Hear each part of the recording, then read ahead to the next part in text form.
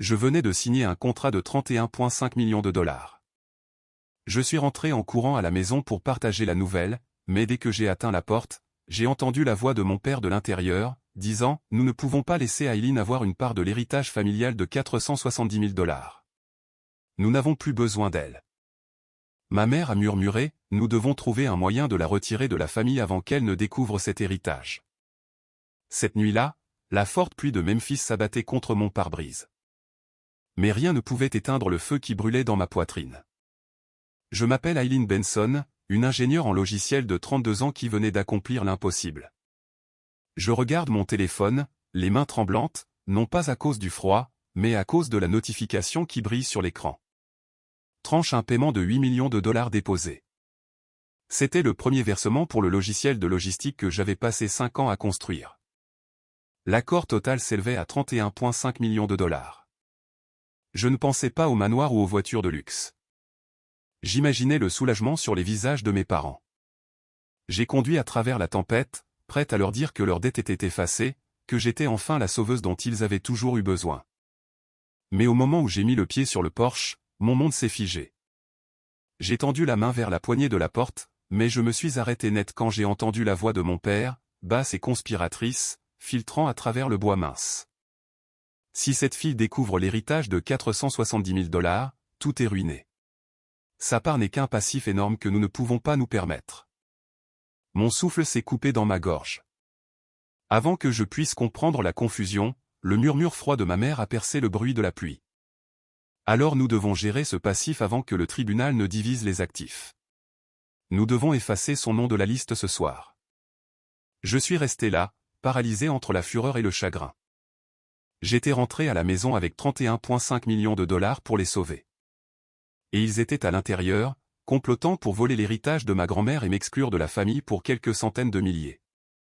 Je n'étais plus leur fille. J'étais juste un obstacle financier. Si vous découvriez que votre famille complotait pour vous trahir quelques instants avant que vous ne changiez leur vie pour toujours, que feriez-vous?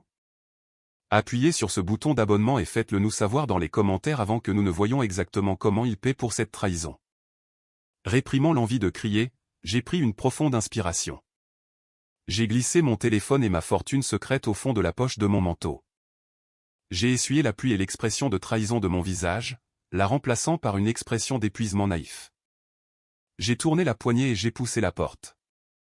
Il était temps de regarder leur performance. La lourde porte en bois s'est ouverte vers l'intérieur, révélant une scène qui a changé si brusquement que cela ressemblait à un bug dans un fichier vidéo. Pendant une fraction de seconde, le salon était chaleureux, rempli du tintement des verres et de postures détendues. Mais au moment où leurs yeux se sont posés sur ma silhouette trempée se tenant dans l'embrasure de la porte, l'atmosphère a été aspirée de la pièce comme si un sas avait été brisé. Doris, ma mère, a été la première à réagir. Elle se tenait près de la cheminée, tenant une coupe en cristal à moitié remplie d'un liquide rouge rubis profond. Ses yeux se sont écarquillés de panique, et elle a brusquement passé sa main derrière son dos avec une maladresse qui a failli faire éclabousser le vin sur le tapis. Son visage, rose et empourpré un instant auparavant, s'est instantanément contorsionné en un masque de fragilité exagérée. Elle a affaissé ses épaules, laissant échapper une toux sifflante qui ressemblait plus à une performance théâtrale qu'à un symptôme médical. Aileen, a-t-elle haleté, agrippant sa poitrine de sa main libre tout en cachant toujours le verre derrière elle. Tu n'as pas dit que tu venais en voiture ce soir. Mon cœur, il a palpité toute la journée. Nous n'avions même pas d'argent pour le fioul, alors nous sommes juste blottis ici. Je suis entré, fermant la porte pour me protéger de la tempête. La maison était chaude, trop chaude pour une famille prétendant ne pas pouvoir se permettre le fioul. Mais ce n'était pas la chaleur qui m'a frappé. C'était l'odeur. Alors que Doris se précipitait pour me faire un câlin raide et obligatoire, une vague de parfum m'a envahi. Ce n'était pas l'odeur de la pauvreté, de la moisissure ou des vieux médicaments. C'était distinct, boisé, cuiré avec des notes de cardamome et de violette. Santal 33 par le labo. Je connaissais ce parfum parce que je m'en étais acheté une bouteille pour célébrer mon premier million. Il coûtait près de 300 $ la bouteille. Ma mère portait un peignoir élimé qui semblait n'avoir pas été lavé depuis des semaines. Pourtant, elle empestait un parfum de luxe de niche qui coûtait plus que son budget d'épicerie mensuel. La dissonance cognitive m'a retourné l'estomac. Je me suis doucement retiré, gardant mon visage neutre. Je voulais vous faire une surprise, maman. Je pensais que vous pourriez avoir besoin d'aide. Mes yeux ont balayé la pièce, mon cerveau entrant dans le même mode analytique que j'utilisais pour vérifier les bugs dans le code. Les anomalies étaient partout. Sur la table basse, une bouteille de vin Opus One était débouchée. Doris n'avait pas été assez rapide pour la cacher. À côté, Nadine fourrait frénétiquement quelque chose sous une pile de vieux journaux. J'ai aperçu la brillance de la couverture avant qu'elle ne disparaisse. Le magazine Luxury Estate. Wayne, mon père, était assis en bout de table à manger. Il ne s'est pas levé. Il était voûté, se massant les tempes comme s'il portait le poids du monde, mais ses yeux étaient vifs, calculateurs, passant de moi à une épaisse enveloppe en manille reposant sous sa main. De l'aide. La voix de Wayne était graveleuse, dénuée de chaleur. À moins que tu n'aies apporté un miracle, Aileen, nous sommes finis. La banque a encore appelé. Il menace de saisir la maison d'ici la fin du mois. Nous allons nous retrouver à la rue. Il a fait glisser l'enveloppe sur la table. Le frottement du papier contre le bois a résonné comme un sifflement dans la pièce silencieuse. Je me suis battu avec eux toute la semaine, a menti Wayne, sa voix baissant à un murmure conspirateur. J'ai réussi à les convaincre d'accepter un plan de restructuration de la dette. Ça sauve la maison, ça garde un toit au-dessus de la tête de ta mère, mais ils ont besoin que tous les membres de la famille sur l'acte de propriété signent les papiers. C'est juste une formalité pour consolider les actifs. Je me suis approché de la table, l'eau dégoulinant encore de mon manteau sur le sol. J'ai pris le document. Il avait agrafé les pages de manière à ce que seule la ligne de signature soit visible, cachant le texte juridique dense au-dessus. Juste une formalité ? Ai-je demandé, ma voix calme. Procédure bancaire standard, a insisté Wayne, tapotant la table avec impatience.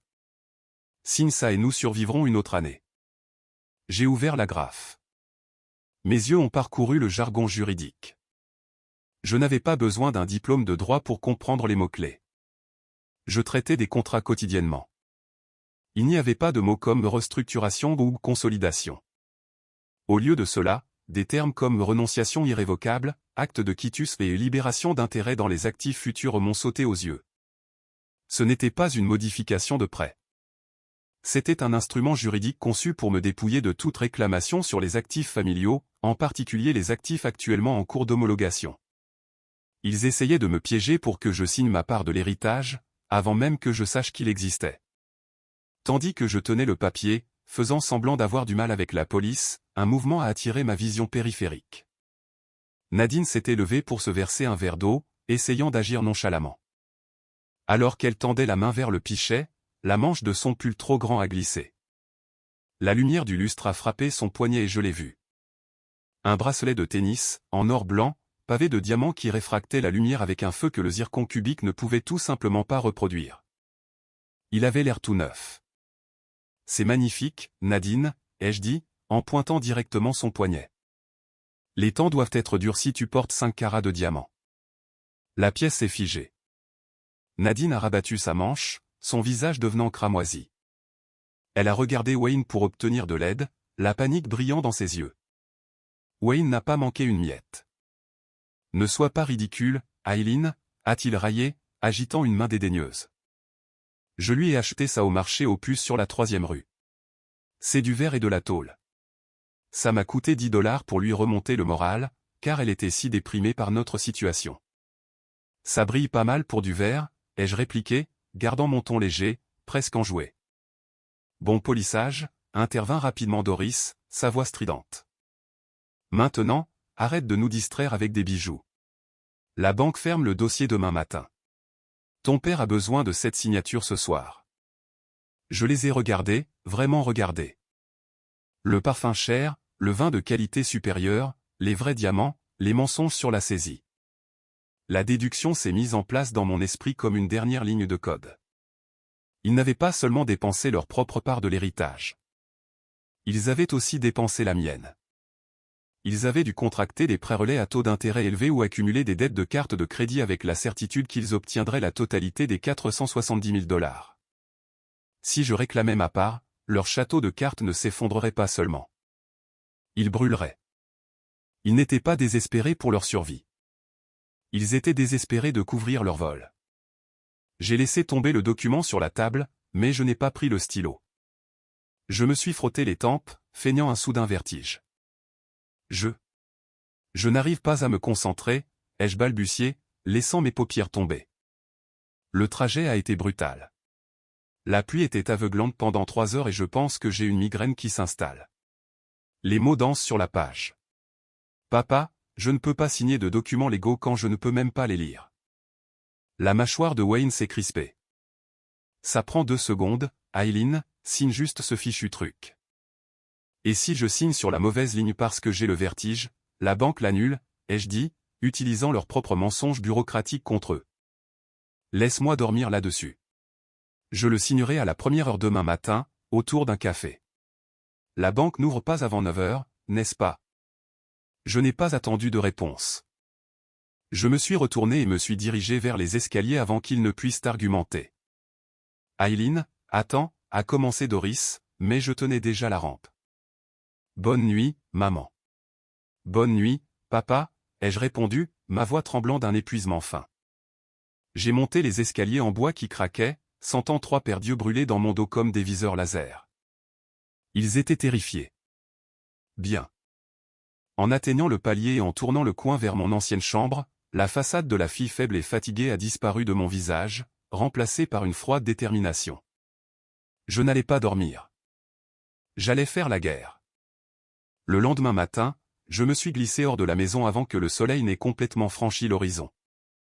Les lattes du plancher du couloir, qui craquaient habituellement sous le moindre poids, semblaient conspirer avec moi, restant silencieuses alors que je passais devant les chambres où ma famille dormait, du sommeil lourd et profond des coupables. Je n'ai pas pris ma voiture tout de suite. Je l'ai poussée au point mort le long de l'allée pour que le rugissement du moteur ne réveille pas Wayne ou Doris. Une fois sur la route principale, j'ai mis les gaz, mettant des kilomètres entre moi et l'atmosphère suffocante de cette maison. Ma destination n'était pas le bureau, mais le centre-ville de Memphis. Je me suis garé devant le tribunal des successions du comté de Shelby juste au moment où les lourdes portes en bronze étaient déverrouillées pour la journée. L'air à l'intérieur sentait la poussière, la cire à parquet et des siècles de secrets bureaucratiques. Je dois consulter le dossier de succession de Beatrice Benson, ai-je dit au greffier, en gardant ma voix stable.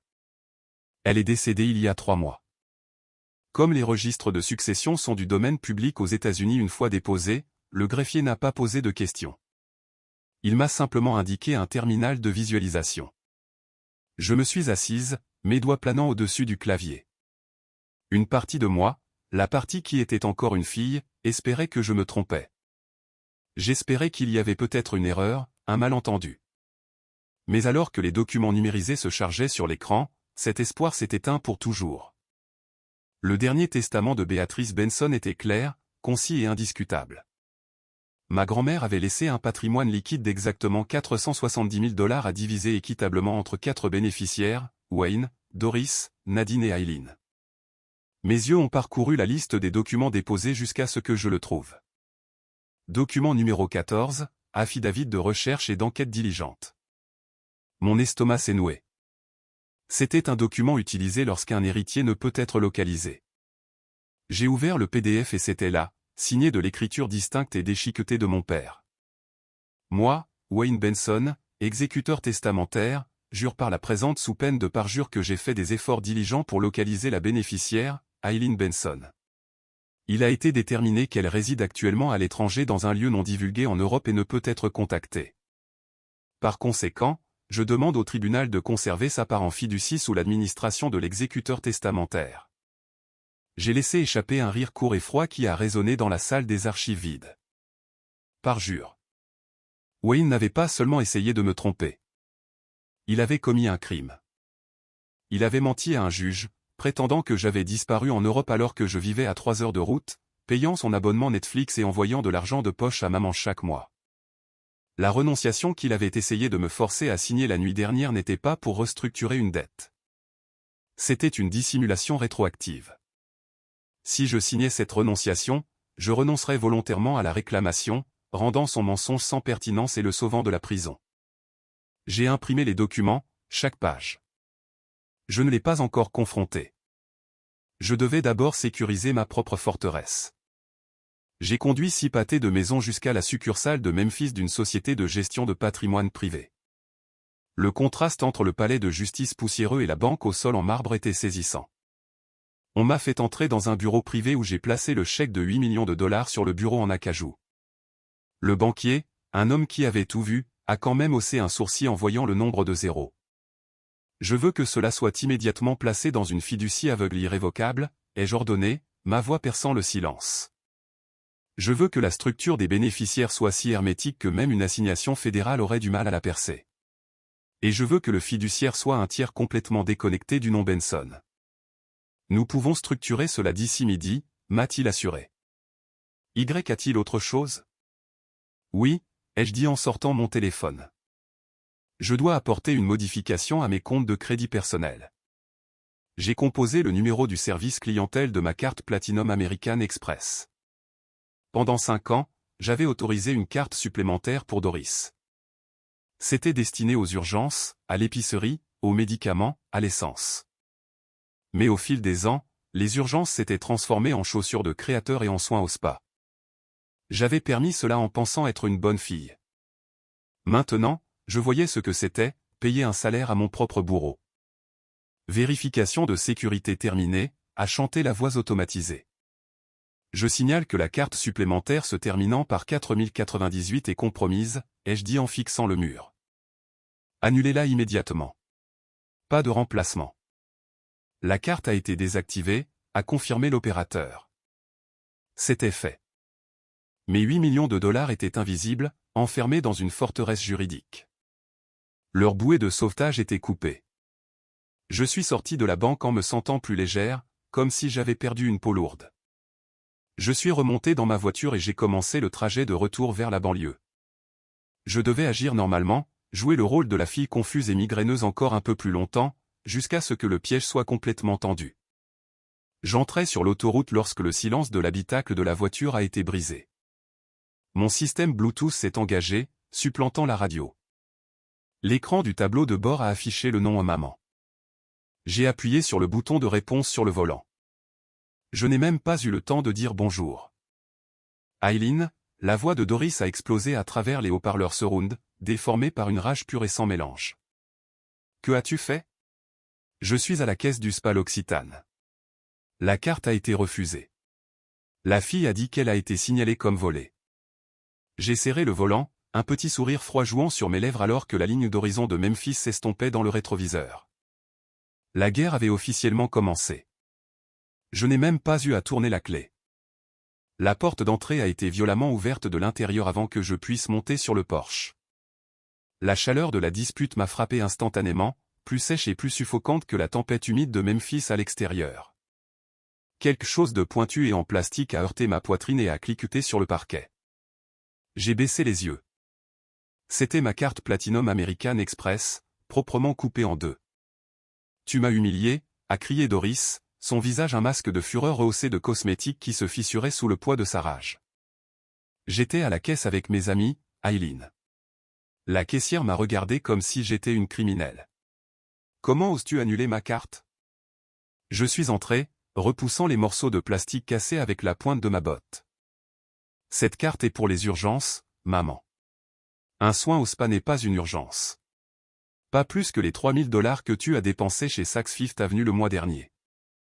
J'en avais besoin pour être présentable pour le mariage, a-t-elle hurlé, en pointant un doigt tremblant vers moi. Espèce de gamine ingrate et égoïste. Tu gagnes bien ta vie avec tes petits jeux d'ordinateur, et tu refuses un soin du visage à ta mère. Assez, a tonné la voix de Wayne depuis le salon. Il n'était plus assis à table. Il se tenait au centre de la pièce, sa posture rigide, son visage empourpré par un dangereux mélange d'alcool et d'adrénaline. Le masque du père las et endetté s'était complètement dissous.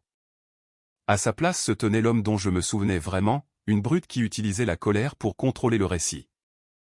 Il a marché vers moi, s'arrêtant à quelques centimètres de mon visage. Je pouvais sentir le whisky rassis sur son haleine. « J'ai fini de jouer avec toi, Eileen », a-t-il craché, sa voix basse et menaçante. « Tu penses que parce que tu paies quelques factures, cette maison t'appartient? Tu ne possèdes rien. Je suis le chef de cette famille. Il a arraché le document de renonciation de la table et l'a plaqué contre le mur, le maintenant là d'une main lourde. Tu as deux choix, a grogné Wayne, ses yeux se rétrécissant en fente. Tu signes ce papier tout de suite, m'autorisant à gérer les actifs familiaux comme je l'entends. Ou j'appelle la police et je te fais l'expulser pour violation de propriété. Tu as plus de 18 ans. Tu n'as pas de bail et tu n'es plus la bienvenue ici à moins que tu n'apprennes ta place. Nadine, affalée sur le canapé, n'a pas levé les yeux de son téléphone, mais un sourire cruel jouait sur ses lèvres. Signe juste et pas, Aileen, a-t-elle traîné. Nous savons tous que tu es juste jalouse parce que Blake est riche et a du succès et que tu vas mourir seule avec tes chats. Arrête d'essayer de saboter mon bonheur. Je les ai regardés. La mère qui me voyait comme une limite de crédit. La sœur qui me voyait comme un obstacle. Le père qui me voyait comme un passif à liquider. Mes yeux se sont tournés vers le document épinglé contre le mur. Mon cerveau est passé en mode de calcul froid. Si je refusais de signer maintenant, Wayne mettrait sa menace à exécution. La police viendrait. Ce serait une scène. Plus important encore, si je déclarais la guerre ce soir, Wayne paniquerait. Il cacherait les 470 000 $ dans des comptes offshore ou les enterrerait en espèces là où je ne les trouverais jamais. Il ferait traîner la bataille de succession pendant des années, drainant la valeur de la succession en frais juridiques juste pour me contrarier. Mais si je signais, ils penseraient qu'ils avaient gagné. Ils penseraient que j'étais vaincu, brisé et hors du tableau. Ils deviendraient arrogants. Ils dépenseraient l'argent. Ils laisseraient une trace écrite d'1 kilomètre de long. Et quand le piège se refermerait enfin, il n'y aurait aucune échappatoire. J'avais besoin qu'ils se sentent victorieux. D'accord, ai-je murmuré, laissant mes épaules s'affaisser dans une performance de défaite qui rivalisait avec l'acte précédent de Doris. Je ne peux plus me battre contre toi, papa. Tu as gagné. La poitrine de Wayne s'est gonflée. Il a débouchonné un stylo et me l'a mis dans la main. Choix intelligent. J'ai pris le stylo. J'ai pris une profonde inspiration. Et puis j'ai passé le stylo dans ma main gauche. Je suis droitière. J'ai été droitière toute ma vie. Wayne le savait, mais il était trop aveuglé par son propre triomphe pour remarquer le changement. J'ai appuyé la pointe du stylo sur la ligne de signature. J'ai écrit mon nom lentement, laissant ma main trembler, créant un gribouillage déchiqueté et non naturel qui ne ressemblait en rien à la signature nette et professionnelle sur mes relevés bancaires. Sur le plan médico-légal, cette signature était un chef-d'œuvre d'invalidité. Au tribunal, je pourrais prouver qu'elle a été signée sous la contrainte, ou même soutenir que ce n'était pas du tout ma signature. C'était une bombe à retardement, et je venais d'allumer la mèche. J'ai rebouchonné le stylo et le lui ai rendu. Voilà, ai-je dit, ma voix dénuée d'émotion. C'est fait. Wayne a arraché le papier, l'inspectant avidement. Il n'a pas vérifié la qualité de la signature. Il a seulement vérifié que la ligne était remplie. Tu vois, c'était si difficile. Je me suis dirigé vers le coin où ma valise se trouvait encore de la nuit précédente. J'ai étendu la poignée et les roulé vers la porte. Avant de sortir sous la pluie, je me suis retourné pour les regarder une dernière fois. Ils célébraient déjà. Wayne versait un autre verre de vin, et Doris ramassait les morceaux de la carte de crédit comme si elle pouvait les recoller. Une dernière chose, ai-je dit, ma voix perçant leur célébration. Ils ont levé les yeux, agacés que je sois encore là. J'espère que vous êtes heureux, ai-je dit, articulant clairement chaque syllabe. J'espère que les 470 000 $ que vous avez volés à grand-mère Béatrice suffiront à vous acheter la tranquillité d'esprit dont vous allez avoir besoin. Le silence qui a suivi était absolu. Wayne a laissé tomber le verre de vin. Il s'est brisé sur le sol, le liquide rouge s'étalant comme du sang. Sa mâchoire est tombée, ses yeux exorbités alors que le nombre spécifique le frappait comme un coup physique. Il a ouvert la bouche pour balbutier un déni, pour demander comment je savais, mais je ne lui en ai pas laissé l'occasion. J'ai ouvert la porte et je suis sorti. La tempête s'était calmée en une pluie régulière et rythmée. Je n'ai pas couru. J'ai marché calmement le long de l'allée, les roues de ma valise fredonnant sur le trottoir mouillé. Un élégant VUS noir attendait déjà au bord du trottoir, mon Uber Black. Le chauffeur est sorti et a pris mes bagages. Direction l'hôtel Peabody, madame? Oui, ai-je dit, en me glissant sur le siège arrière en cuir. Le Peabody? Alors que la voiture s'éloignait, la maison où j'avais grandi s'estompait dans la brume grise du rétroviseur. J'ai ressenti une étrange sensation dans ma poitrine. Ce n'était pas de la tristesse. C'était le frisson de la chasse. J'ai sorti mon téléphone et j'ai tapé un message à Sarah, mon avocate. L'appât est pris. Ils ont le document. Lancez le plan B. J'ai appuyé sur envoyer et j'ai regardé le statut du message passé à eux livrer. Puis je me suis penché en arrière et j'ai regardé la pluie strier la vitre, emportant les dernières traces d'Aileen, la fille, et faisant place à Aileen, la PDG. 30 jours. C'était exactement le temps qu'il avait fallu pour que le silence devienne mon son préféré. J'étais assise dans le fauteuil en cuir ergonomique de mon bureau en attique, regardant à travers les murs de verre du sol au plafond. En dessous de moi, le fleuve Mississippi tourbillonnait, une artère massive de commerce et de pouvoir, indifférente à la vie des gens sur ses rives. À cette hauteur, le chaos de Memphis était réduit à des lumières scintillantes et silencieuses. Il n'y avait pas de peinture écaillée, pas de cris, et certainement pas d'odeur de whisky bon marché mélangée au désespoir. La projection pour le 3e trimestre semblait solide. Madame Benson, a dit la voix sur le haut-parleur de mon ordinateur portable, me tirant de ma contemplation. Mais l'intégration logistique dans le hub d'Atlanta est à la traîne. Alors coupez le fournisseur, ai-je dit, ma voix calme mais absolue. Nous ne payons pas pour le retard. Résilier le contrat et passer au fournisseur de secours dont nous avons discuté. Je veux que ce soit fait d'ici la fin de la journée. Compris. Nous nous en occupons. J'ai fermé l'ordinateur portable, mettant fin à la réunion du conseil d'administration de la filiale que j'avais acquise juste une semaine après avoir quitté la maison. C'était ma vie maintenant. Je n'écrivais plus seulement du code. Je déplaçais des pièces sur un échiquier dont Wayne et Doris ne connaissaient même pas l'existence. Un doux carillon a signalé un transfert de fichiers cryptés entrant. C'était de Sarah, mon avocate. La ligne d'objet disait simplement « Rapport de situation des bénéficiaires ». J'ai ouvert le fichier. C'était un dossier complet compilé par le détective privé que nous avions engagé pour surveiller les retombées de ma reddition. Le lire, c'était comme regarder un accident de train au ralenti, horrible mais impossible à détourner du regard. La renonciation que j'avais signée de la main gauche avait agi exactement comme je l'avais prévu, c'était le feu vert pour leur autodestruction. Wayne n'avait pas perdu une seconde. Le rapport incluait des photos d'une Cadillac Escalade rouge cerise flambant neuve garée dans l'allée de la maison en ruine. Il l'avait louée à un taux d'intérêt exorbitant, en utilisant l'héritage, qui n'avait même pas encore été entièrement homologué, comme garantie pour un prêt relais à haut risque. Doris n'était pas loin derrière. Ses relevés de carte de crédit, obtenus grâce à une assignation liée à l'audit de sécurité de ma fiducie, montraient des milliers de dollars dépensés chez Neiman Marcus et dans des bijouteries locales. Ils dépensaient les 470 000 dollars comme si c'était 4 millions de dollars. Ils saignaient de l'argent qu'ils avaient à peine en main. Mais la pièce maîtresse de leur suicide financier était Nadine. J'ai fait défiler jusqu'à la section intitulée « Le mariage ». C'était stupéfiant. Ils avaient réservé la salle de bal River King à l'hôtel Grand Magnolia, le lieu le plus cher de Memphis. La compte seule était de 50 000 dollars. Ils avaient commandé des orchidées importées, un gâteau à 7 étages d'un pâtissier célèbre, et une robe en soie sur mesure de Paris. Ils construisaient un mariage royal sur des fondations de sable mouvant. Puis j'ai atteint la section sur Blake, le marié.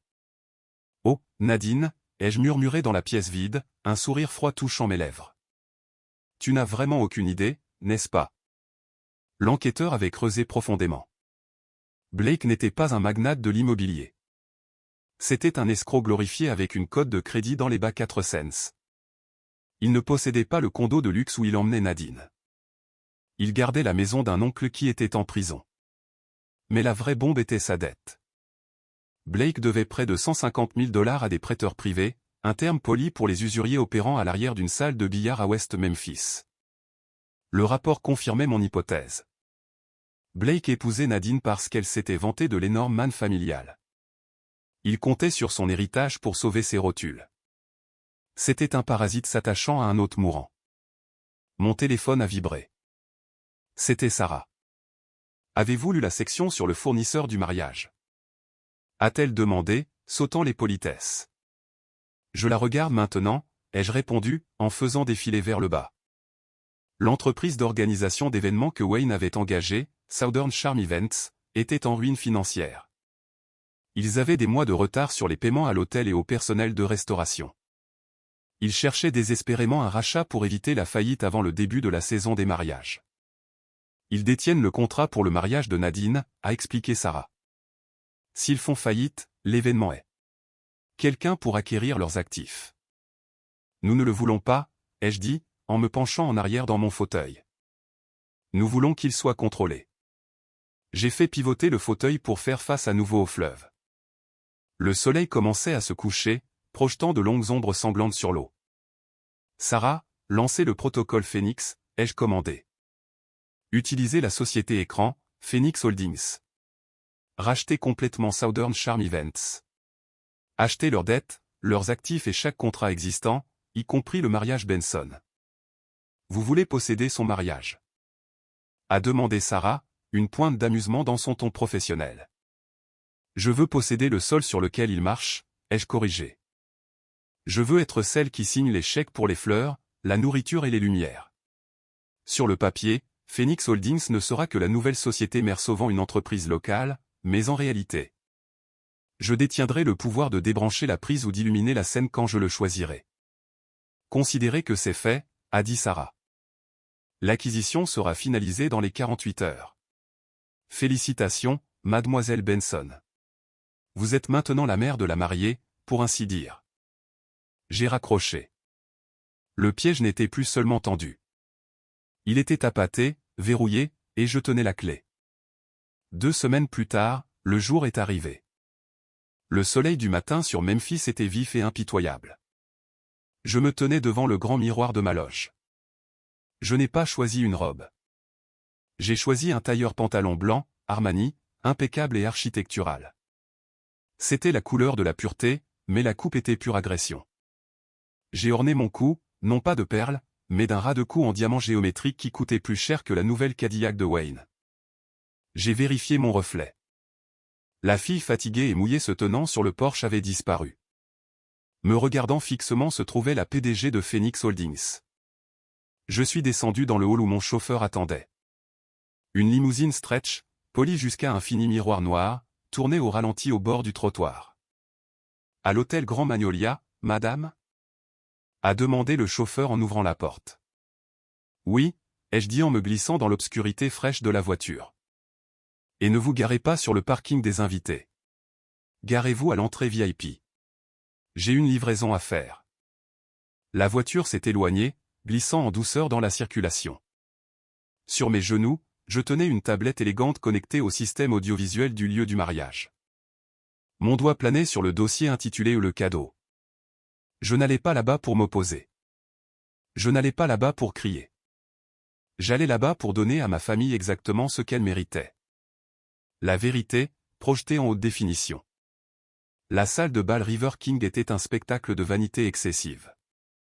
Des lustres en cristal, chacun de la taille d'une petite voiture, jetaient une lueur dorée sur 300 invités qui sirotaient actuellement du champagne millésimé que mon père ne pouvait pas se permettre.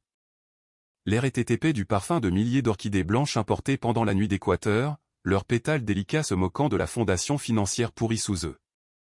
Au centre de tout cela se tenait Nadine. Elle ressemblait à une princesse dans sa robe en soie parisienne sur mesure, tenant la cour près du gâteau de mariage à 5 étages. Elle a levé la main gauche bien haut, laissant les lumières de la scène attraper l'énorme diamant à son doigt, une bague achetée à crédit, payée par le vol de mon héritage. C'est un 5 carats, sans défaut, les jeux entendus se vanter auprès d'un groupe de cousines envieuses alors que je m'approchais des doubles portes. Blake dit que rien n'est trop beau pour une Benson. Wayne et Doris se tenaient à proximité, bombant le torse, acceptant les compliments sur leur générosité. Ils avaient l'air triomphants, ivres de l'illusion qu'ils m'avaient réussi à effacer du tableau. J'ai fait signe au portier. Il a ouvert les lourdes portes en chêne. Je n'ai pas fait irruption. Je n'ai pas crié. J'ai simplement marché. Mon tailleur blanc Armani a fendu la mer de smoking noir et de robe pastel comme une lame de lumière. Le son de mes talons claquant contre le sol en marbre était rythmique, délibéré et terriblement calme. Le bavardage s'est éteint instantanément, se propageant depuis l'entrée jusqu'à ce que toute la salle de bal tombe dans un silence confus. Wayne a été le premier à me repérer. Son visage est passé de la satisfaction béate à une nuance de violet que je n'avais vue que dans les manuels de médecine. Il a marché vers moi, abandonnant son verre sur le plateau d'un serveur qui passait. « Toi » a-t-il sifflé, gardant sa voix basse pour éviter une scène, bien que ses yeux soient exorbités. « Je t'ai dit que tu n'étais pas la bienvenue. Tu commets une violation de propriété lors d'un événement privé. Sors avant que je ne te fasse jeter dehors. » Il a levé une main pour faire signe à l'équipe de sécurité postée près du mur. Sécurité, escortez cette femme dehors immédiatement.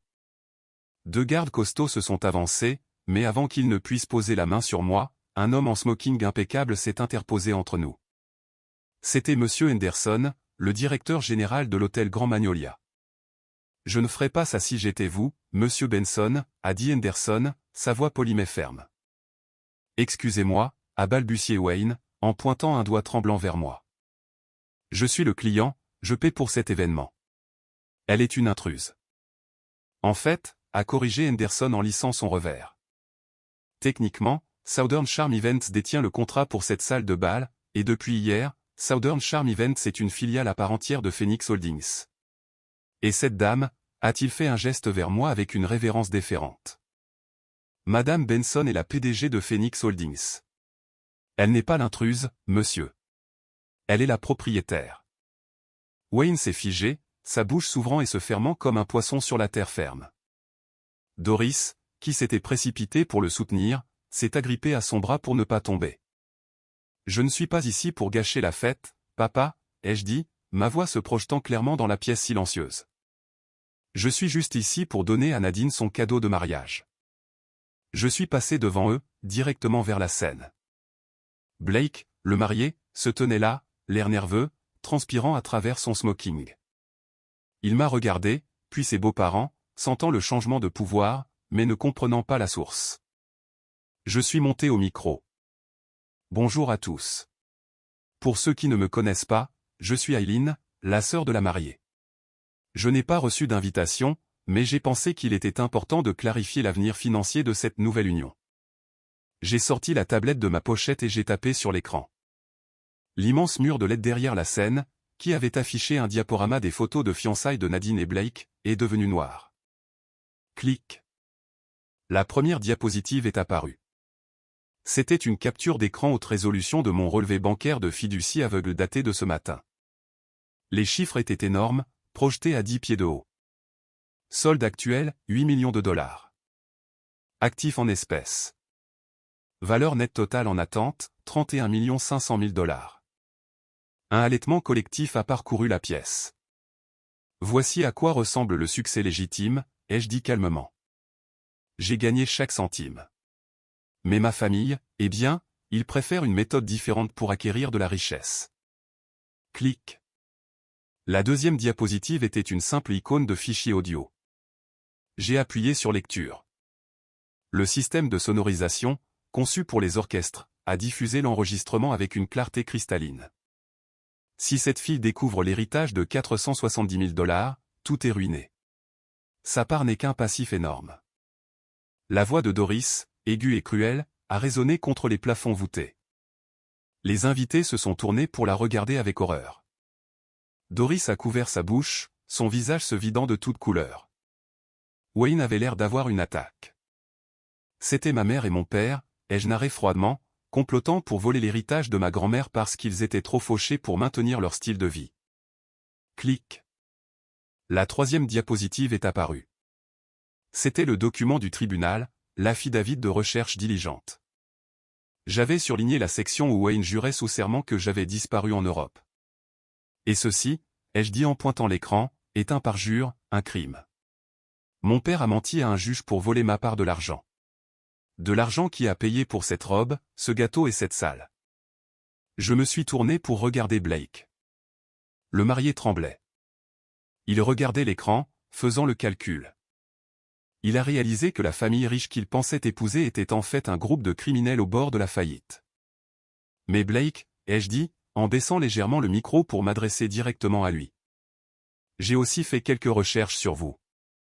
J'ai fait un geste vers l'arrière de la pièce. Les doubles portes se sont rouvertes. 3 hommes sont entrés. Ce n'étaient pas des invités. Il portait des vestes en cuir mal ajustées et avait l'air dur d'homme qui recouvrait des dettes avec des battes de baseball. Il se tenait silencieusement à la sortie, les bras croisés, regardant droit vers le marié. Le visage de Blake a pris la couleur des nappes blanches. Il les a reconnus. C'étaient les usuriers qu'il avait promis de rembourser avec la dot de Nadine. Il a regardé Nadine qui se tenait figée, des larmes coulant sur son visage, ruinant son maquillage. « Tu es fauché », a murmuré Blake, sa voix se brisant. « Tu m'as dit que tu étais riche. Tu m'as dit que ta sœur était la perdante. » Blake, attends. Nadine a tendu la main vers lui. « Ne me touche pas », a-t-il crié, la repoussant. « Je ne vais pas aller en prison pour vous. » Il n'a pas attendu d'explication. Il a arraché la boutonnière de son revers, l'a jetée par terre et a dévalé la scène en courant. Il n'a pas couru vers la sortie principale où attendaient les usuriers. Il s'est précipité par les portes de service de la cuisine, renversant un serveur qui portait un plateau de flûte de champagne. Le fracas du verre brisé a rompu le charme. La pièce a éclaté en chaos. Avant que Wayne ne puisse se précipiter sur la scène pour m'arrêter, un homme quelconque en costume gris s'est approché de lui par le côté. Ce n'était pas la sécurité. « Wayne Benson ?» a demandé l'homme à haute voix. « Pas maintenant », a rugi Wayne. L'homme a plaqué une épaisse enveloppe sur la poitrine de Wayne. « Vous avez été assigné. Poursuite pour fraude, détournement de fonds et parjure concernant la succession de Beatrice Benson. » Wayne a regardé l'enveloppe comme si c'était une bombe. Les invités prenaient déjà leurs sacs à main et leurs manteaux, désespérés de se distancer du scandale. Les murmures étaient assourdissants. « Des voleurs », a dit quelqu'un. « Dégoûtant », a dit un autre. Nadine s'est effondrée sur le sol de la scène, entourée des ruines de son mariage de rêve, pleurant dans sa robe en soie non payée. Doris était assise sur une chaise, hyperventilant, tandis que Wayne se tenait seul, tenant son assignation, regardant son statut social s'évaporer dans les airs. J'ai tapé une dernière fois sur la tablette. L'écran est devenu noir. Je n'ai pas dit un mot de plus. Je n'en avais pas besoin. Je suis descendu de la scène, le son de mes talons étant à nouveau le seul rythme régulier dans la pièce. La foule s'est écartée pour moi comme la mer Rouge, me regardant avec un mélange de peur et de respect. Je suis passé devant mes parents. Je ne les ai pas regardés. Ils n'étaient plus mon problème. Ils n'étaient que des accusés dans une affaire que j'avais déjà gagnée. En poussant les portes principales et en retournant dans l'air frais de la nuit, j'ai pris la première profonde respiration que j'avais prise depuis des années. Elle avait le goût de la victoire. 6 mois plus tard, la chaleur humide de Memphis avait cédé la place à un vent de novembre mordant qui faisait trembler les os de la ville. Mais le froid que je ressentais en me tenant sur le chantier de construction du nouveau centre technologique communautaire Benson ne venait pas de la météo. C'était le froid stérile et silencieux de la clôture. Le système judiciaire, tout comme le fleuve Mississippi, se déplace lentement, mais quand il déborde, il détruit tout sur son passage. Les retombées du mariage avaient été catastrophiques et absolues. Le tribunal du comté de Shelby n'avait pas été clément. Wayne a été reconnu coupable de parjure et de fraude fiduciaire. En raison de son âge et de son absence de condamnations antérieures, il a évité une cellule de prison, mais le juge a prononcé une sentence qui, pour un homme de sa vanité, était bien pire que l'incarcération. Il a été condamné à 2 ans de probation et 500 heures de service communautaire. De plus, il a été définitivement interdit par l'État du Tennessee d'agir en tant qu'exécuteur testamentaire ou tuteur financier pour toute personne vivante ou décédée. Je l'ai vu une fois il y a quelques semaines alors que je conduisais en ville. Il portait un gilet de sécurité orange fluo par-dessus un manteau en lambeaux, poussant un lourd balai le long du caniveau de Bill Street, la même rue où il se pavanait en mocassins italiens, se vantant d'affaires qu'il n'avait jamais conclues. Il balayait des mégots de cigarettes et des prospectus jetés, gardant la tête basse pour éviter le contact visuel avec les hommes d'affaires qui passaient. L'homme qui exigeait le respect avait été réduit à nettoyer les déchets de la ville. La ruine financière était tout aussi totale. La renonciation que j'avais signée avait été immédiatement rejetée au tribunal en raison de la fraude prouvée. Le juge a ordonné la liquidation immédiate de la succession familiale pour payer le dédommagement. Le calcul était brutal. Ma part de l'héritage était de 117 500 $, mais le tribunal a ajouté des dommages-intérêts punitifs pour la fraude, plus mes frais de justice, qui étaient substantiels. Au moment où le marteau est tombé, la dette que Wayne me devait dépassait 200 000 $. Ils n'avaient plus d'argent liquide. Ils avaient tout dilapidé dans l'acompte du mariage, qui n'était pas remboursable, et le leasing de la Cadillac, qui a été saisi. Ainsi, le tribunal a saisi la maison. La maison où j'ai grandi a été saisie et vendue aux enchères pour une bouchée de pain. Ils vivaient maintenant dans un appartement de 2 pièces en location dans le nord de Memphis, un quartier connu pour sa peinture écaillée et ses sirènes qui hurlaient toute la nuit. Mais la personne qui a payé le prix le plus élevé était Doris. L'humiliation sociale avait brisé son esprit. Lorsque la nouvelle de leur fraude a fait la une des journaux locaux, ses amis ne se sont pas seulement éloignés. Ils l'ont activement rejetée. Elle a été expulsée de son club de bridge et bannie de la liste des invités du country club, incapable de supporter la honte, sa psyché s'est fracturée. Le rapport de mon avocat disait qu'elle passait ses journées assise dans leur salon exigu, polissant sa collection de faux bijoux, se murmurant à elle-même au sujet du gala auquel elle devait assister la semaine prochaine. Elle s'était retirée dans un monde fantastique parce que le monde réel était trop douloureux à supporter. Madame Benson, la voiture est prête. La voix de mon chauffeur m'a ramené au présent. J'ai ajusté mon casque de protection et l'ai tendu au contremaître. Nous venions de commencer les travaux d'un centre éducatif de 5 millions de $ pour les jeunes défavorisés, entièrement financé par les intérêts de ma fiducie. Je me suis dirigé vers le VUS noir qui attendait à l'entrée du site. La presse s'était rassemblée pour des photos, mais alors que la foule se dispersait, je les ai vus. Debout juste à l'extérieur de la barrière de sécurité, frissonnant dans de minces manteaux qui n'étaient pas assez chauds pour novembre, se trouvaient Wayne et Nadine. Ils ressemblaient à des fantômes. Le visage de Wayne était gris et décharné, l'arrogance effacée par des mois de travail manuel. Nadine avait l'air d'avoir des décennies de plus que 28 ans. Ses cheveux étaient tirés en un chignon désordonné, et elle portait l'uniforme taché d'une serveuse de restaurant sous sa veste. Il n'y avait pas de diamant à son doigt, pas de mari à ses côtés. Blake était parti depuis longtemps, ayant fui l'État pour échapper à ses propres dettes. Ils n'ont pas crié. Ils n'ont pas fait de scène. Ils sont juste restés là, tenant des sacs d'épicerie en plastique, me regardant avec des yeux creusés par le regret et le désespoir. Wayne a fait un demi-pas en avant, sa main se levant légèrement dans un salut pathétique. Ses lèvres ont bougé, et bien que je ne puisse pas l'entendre par-dessus le vent, je connaissais le mot. Fille. Nadine m'a regardé, les larmes montant à ses yeux, implorant silencieusement une reconnaissance. Pour quelques centaines, pour une chance d'être à nouveau une famille.